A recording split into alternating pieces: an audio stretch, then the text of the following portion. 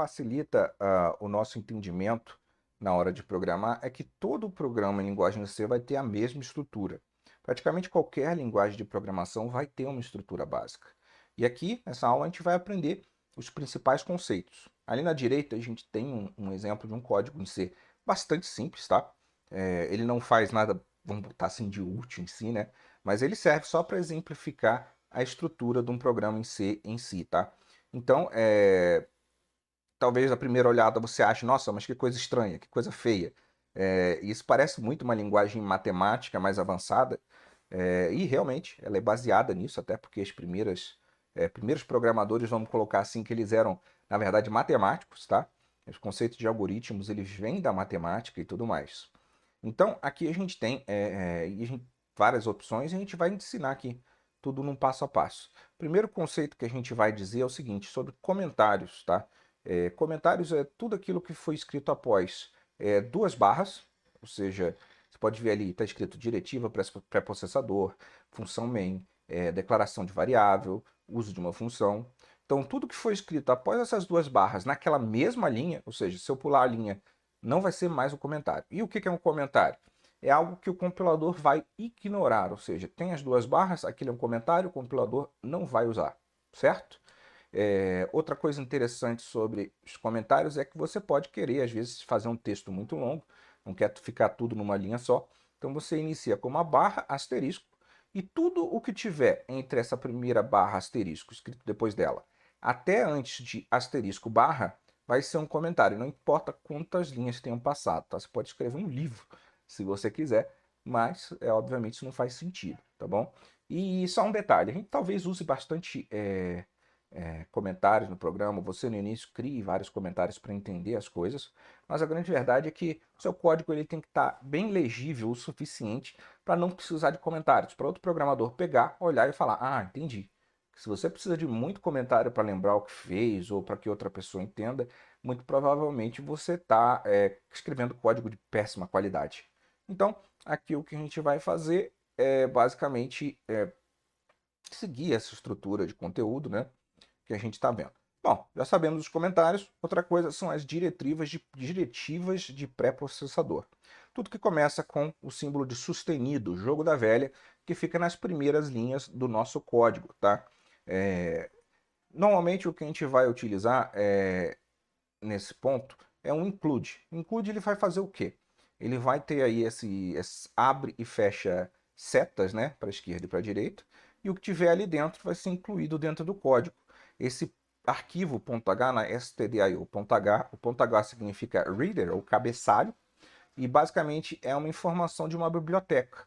Essa biblioteca stdio carrega automaticamente no nosso programa tudo que a gente precisa para trabalhar com a entrada e saída de dados. I/O é Input Output, STD Standard, ou seja, a saída e entrada de dados padrão do nosso computador. E aí a gente pode tanto ler o teclado quanto escrever coisas na tela. Então o que a gente está fazendo aqui nessa diretiva é mandar incluir esse ponto aqui dentro do nosso programa em si, tá? E você pode botar vários includes, lembrando que vai ficando pesado o nosso programa quanto mais a gente coloca, tá? Isso tudo acontece antes do programa em si começar. Por isso que ele chama de pré-processador. Antes do processamento, ele vai trazer essas informações para o nosso código. Outra coisa aqui é a função main. Você está vendo ali int main, um abre e fecha parênteses e depois um abre e fecha chaves ali no final. O que é a função main? A função main é a principal de um programa em C e ela é a primeira a ser executada. Você tem que ter uma só função main por programa, né, por código, e quando você manda rodar o programa, ele vai automaticamente começar pelo que está definido nessa função principal, função main. Né? Main significa principal. Esse int é um tipo de dado, a gente vai ver aí mais para frente.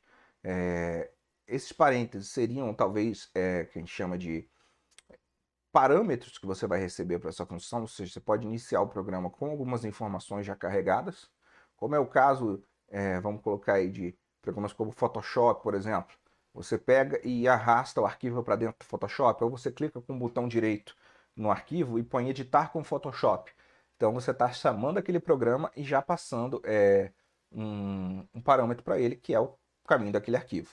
Então, tudo que está dentro desse abre e fecha chaves está dizendo basicamente que esse é o escopo da função. Toda função ocorre dentro desse abre e fecha chaves.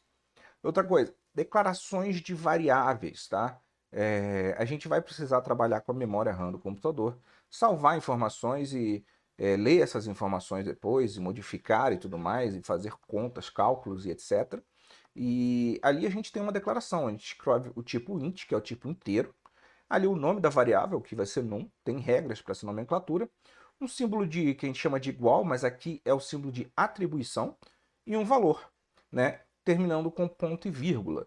No caso, a gente lê sempre da direita para a esquerda. Ou seja, aqui não é num igual a 10. No caso, quem está fazendo é num recebe 10. A gente está botando na variável num, nesse espaço de memória, o valor 10. E depois, se a gente precisar usar ele em outro local do computador, a gente vai ter aí como acessar esse valor, ok?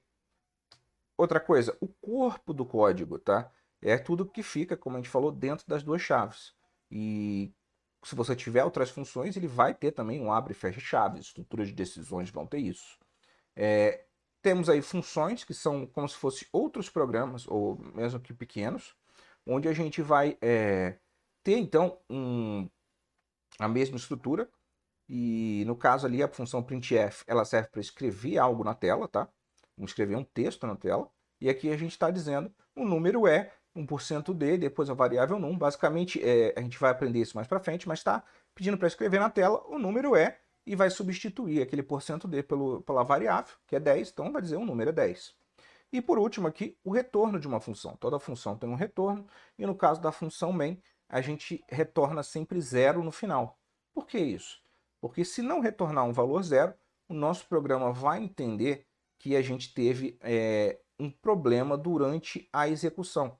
Então, o retorno zero, né, ele vai significar que o programa terminou com sucesso. Se der algum erro no meio, ele vai retornar um ou qualquer valor, e aí a gente vai ter um problema. Então é isso, gente. Esse é o nosso primeiro módulo. Se você ainda não instalou o CodeBlocks e o MinGW, né, o nosso compilador, vai ter um arquivo que a gente chama de, que são os downloads que você vai precisar fazer, e com passo a passo de como instalar esses arquivos dentro do seu computador, para que você possa então preparar o seu ambiente para a gente alcançar então o objetivo que a gente quer nessa aula, que é preparar tudo para que você já comece na próxima aula programando com bastante eficiência. Então é isso. Desejo para você bastante sucesso. Um grande abraço.